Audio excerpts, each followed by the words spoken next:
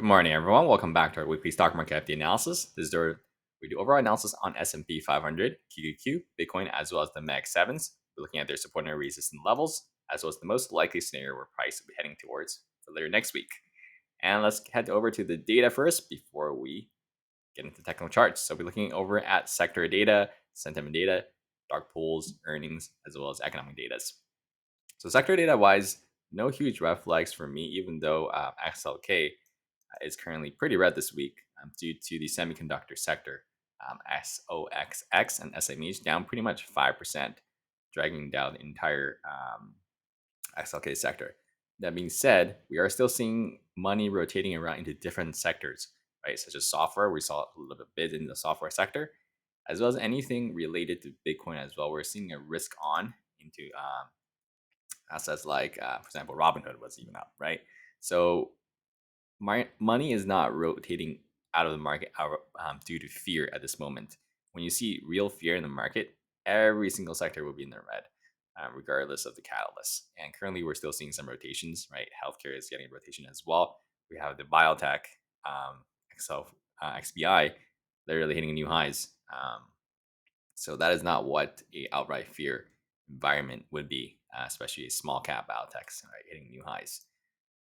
All right, so yeah, Sphere and Green Index, we're really not helping us if it's sitting right at middle, 55. So nothing here to say, and which is reflecting as well in the AI sentiment data. You can see pretty neutral overall, not too bearish, not too bullish, and pretty much in the middle.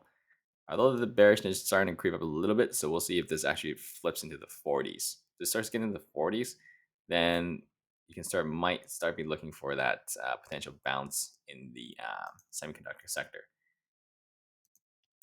And the dark pool. So dark pool, this is SOXS, which is the 3x bear ETF of SOXX. We did see a dark pool coming in at $42.70, and now it's around $47, which means the semiconductor sector, SOXX, went lower. So this obviously went up because this is a bear. Doesn't mean this has to be a long. If this is a long, the 1x derivative means that it was a short. So this could also be a short, which means it would be a long on the original derivative. So we'll see how it trades at the moment. And currently it is above it, right? It's at $47 right now. This was at 42. So, but if the semiconductor sector bounces, this would go lower. So this could still be a short. So we don't know that yet, even though this is currently what it looks like is a little bit of a buy, but I don't think this will stay around here for too long. So we'll see. That being said, the biggest semiconductor name is going to be reporting on a Wednesday after close. So that would determine the direction of the semiconductor sector pretty significantly. You have Nvidia after close on Wednesday. Marvell also is going to be reporting after close on Thursday. So yeah, these two will definitely move the semiconductor sector. So keep on watching that for next week. All right, so the Fed did intervene a little bit this week, right? And the bond market didn't care at all. And we're pretty much exactly where we're trading pretty much back to where before the Fed intervened. So the bond markets were pretty much screaming to get a hike in, but the Fed is not going to hike. So is this currently a 60% chance of a rate hold and a 40% chance of a rate hike? So it looks like they're not going to hike. Obviously, this could change before September 16th, but we need some pretty significant data to change that. And for now, it looks like our first hike is going to be December 9th, but that is like 3 months away. So a lot can change, especially with economic data, and we'll have to see by then. All right, so in terms of economic data, next week we have consumer confidence and core PCE, as well as PMI and initial jobless claims. These ones will move the market, so we'll see how it goes. All right, let's get in the charts. So QQQ pretty much broke out from this downtrending resistance, and didn't make new highs, so now we're just back testing where we broke out from. So classic resistance, now acting as support. So ideally, this doesn't look as ugly as the semiconductor sector, but ideally, when the semiconductor sector, let's say, continue to consolidate sideways, other sector gets a bid. So software continue to get bids. We want to see Meg 7 start to get a little bit more bids, and this will likely, if not, they'll probably go more a tiny range scenario here. So if we don't make new highs and bounce off of this trend line, and then confirm this trend higher again, this is the last pivot, right? So we're currently in a daily uptrend. We can move up. Last pivot is here. Broke above the prior high, so daily uptrend. This came down, didn't break this pivot, so that's still good for the bulls. So as long as we pretty much hold right here and go higher next week, then we have a chance to break this pivot and potentially make a new high. If we don't, then bigger picture, I'm probably seeing more of a sideways tiny range like this before we get into potentially more earnings for the next quarter. Then we might break out from here, which is also healthy for the market, right? If you move like this, consolidate sideways for a range in time, it's pretty healthy for the market. So if we're going to get a more of a sideways action scenario, then that would mean the semiconductor sector isn't going to make new highs. So they're likely going to consolidate while other sectors gets a bid, like the Meg 7s or software or any other names. That will help hold up the market to not just like roll over, right? So we'll see about that. So let's see if it bounces right here, then my bull case is that will make new highs. So some of the SPY knows zero signs of absolute red flags, much stronger than the Qs. I wouldn't be surprised if we backtest this prior high, prior resistance, which come down a little bit and then just bounces. Of course, the Q needs to step up his game to help SPY move back to all-time highs. All right, take a look at Bitcoin. So this week, quite obviously, is a breakout. Negated the entire bear flag. Right, of course, this is a prior bear flag resistance right here around this 67, and then just rockets shit. Of course, there was news from the White House this week as well, which pretty much held this, and we are just at resistance. Doesn't mean this is going to be the resistance. So prior support, right? Bounce, bounce, bounce, bounce, bounce. Pretty much went 25% right into it. So a little bit of pullback is healthy. Yeah, 26% right into a prior support, now acting as resistance. So best case for bulls, we just see a little bit of pullback, form like a bull flag right underneath it, and then we'll see if we can break back above it. Right, this 80,000 level here is also these prior resistance acted as support, but then rolled over. So if we can break, just flag a little bit, cool all the indicators off a little bit, and next thing you know, we rock it again, then we are seeing if we can break this 82 right here, which would start to cut into this structure. We break above 82. So that'll be the first time we break above a prior structure that the bears have built. Right? Every time we build a structure, we go lower, build another structure, we go lower. So if this time we can actually break back above 83, then longer term picture will start to favor the bulls. So we want to see a break above this structure and then back test, hold that level on and bounce and go above it for longer term picture, like the weekly or the monthly charts to look like that. That would mean there's going to be some real support coming in. But for now, right, this is a great move, step one, and let's see if they can actually get some follow through. All right, Tesla. So we talked about saying it likely filled the gap, which pretty much filled the gap. Did get some good news this week. If it goes a little bit higher, right, we're looking at this 370 to fill the gap. And it's just continuing trading in our channel here, right? Resistance, resistance, resistance, support, support, support, support. So if we were too long, I'll probably wait for down here, which has shown us to be a great area to long. If you're too short, I'll wait for closer to up here. All right, Meta. Similar idea to Tesla. It's been chopping in this entire Tightening range for year. Let's see, has it been a year? May, yeah, it's been 2 years. May 20, yeah, just say May, 2.5 years. And so bulls and bears have been eaten both ways, right? Look how big this range is. But we are getting kind of close to this range. But if it gets tighter and tighter, then your risk reward around this area would be really good, right? Let's say you go long and breaks out, right? It's a multi-year breakout, right? You would be up quite a bit. And if you're wrong, just get stopped out. Have your stop losses over here. Similar idea if you're short. This breaks down, you're wrong, you get stopped out. That's why I like it when it's when the pattern gets really really tight. It's much easier to play. But that being said, a lot of bulls have been accumulating around these ranges, right? You can see it's bounce, right? Accumulation, bought here again. More people bought. So we are around that area where people are looking to accumulate for longer term plays. But overall, really, there's a lot more names that are definitely more exciting than this. But if you're long term holder, then this would be a decent place to accumulate.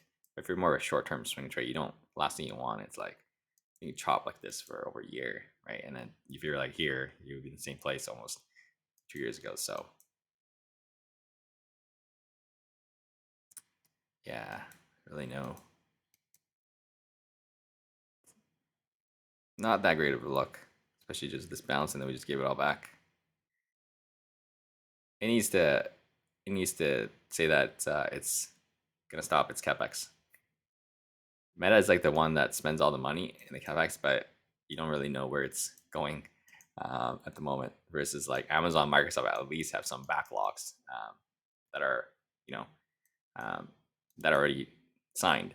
So it kind of makes sense. Meta has been the only one that hasn't quite bounced as hard yet compared to these other names like Amazon, Microsoft.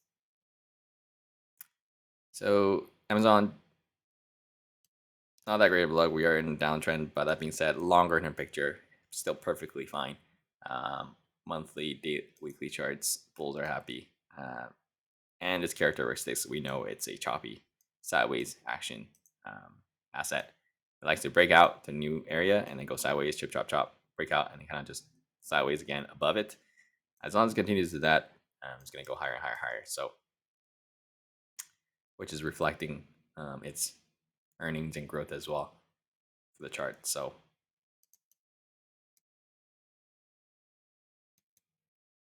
if we fill this gap, it wouldn't be too surprising. What would be really bearish if we start breaking this 226 area and this 235, because that's the prior resistance is now acting as support. We can see clear support here. So if it comes down here, it'll just be kind of what it usually does, right? If it's like this, chip chop. But if it comes down and it doesn't bounce here and then it kind of just rolls over like that, then that's not a great look. So currently, overall longer term picture is still okay. All right, Microsoft. So still hasn't filled this little gap here, which is showing some kind of and like we are in a tiny ugly looking like a 4-hour downtrend, but it's not that big of a deal to me at this given moment after a move like this. 35% up, and see, we're down about 6%. This is still pretty much a bull flag, right? You can measure from top to here. We haven't even tested this yellow box yet, so give up. If it comes down to here a little bit, it is still a bull flag. Even if we hit 461, and yeah, it'll still be a bear flag. So if we come down a little bit, kind of close that gap, and then this prior force right at this 465, 470 resistance here, which also coincides with the gap fill, and it hits there, and we get like a violent bounce. Okay, that's probably going to shape up more like a bull flag, and then we're going to break this high, and then potentially test. If we can break 513, we're going to probably test this high. So keep my watch on that. There might be a setup here, and see how it goes. All right, let's take a look at Google. No red flags for me at the moment, and it's just continue to trade in this channel as well. Bounce, bounce, bounce, bounce, bounce. Resistance, resistance, resistance, resistance. Got over it, but I came back below it. So yeah, no red flags for me. I mean, it's after such a significant move for it to consolidate like this, going sideways through time. That's perfect for bulls. Right, this was like a, let's see, longer term bulls, but we're up 200% since just one and a half year ago, right? 200% on a mega cap name. It's huge. So if it consolidates sideways, even if it breaks this channel, like it breaks down and it kind of just go like this, then that's still perfectly fine for the bulls for gear up for the next move potentially. But overall, let's see if it bounces here again. If it comes down to it, pretty close already to the channel support around this 330 mark. All right, let's take a look at Apple. So Apple here, I don't see it going much higher here, personally, because while all the Mag 7s were going down, like Microsoft and Apple was pretty much just chugging along because it wasn't spending much capex. Now it has seeing a little bit inverse correlation to the other ones, a little bit. So I wouldn't be surprised if we back test here again around this 278, back test here over and form more of a sideways action. That being said, if we can hold above this pivot and just confirm more like a kind of like an uptrend here. So not uptrend, just a continuation of the higher lows like that. That would be best case for bulls here overall. But yeah, I don't really see this going to new highs anytime soon, but I could be wrong. And so let's see. All right, so Nvidia has earnings this week, so any technical analysis would very likely get, what do you call it? Yeah, so we'll see if this ends up breaking out of this range. That's even if we get a, let's say, bad reaction to earnings and we come down, gap down here to this 200 mark, and then bounces, that's still okay to me. But it's priced. Let's see.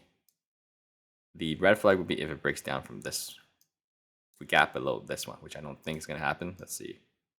Yeah, no, 20%, unless they really messed up, right? 20% down, and that would be a red flag. So we don't want it to gap below this price support because this prior resistance is now acting as support. And as long as we trade above this prior structure and trade in this range, regardless of what the earnings come in, reaction, not the earnings. If it's the earning reaction, then we're in this range, then we have a chance to break out into year end. So no signs of red flags as of now, but let's see how the earnings reaction come in this Wednesday. So, all right, that's guys for you guys. I'll see you guys tomorrow for more commodities. We're talking about natural gas, gold, silver, US dollar, and many other commodities tomorrow. And make sure to like, share, and subscribe. Have a great rest of you guys' weekend.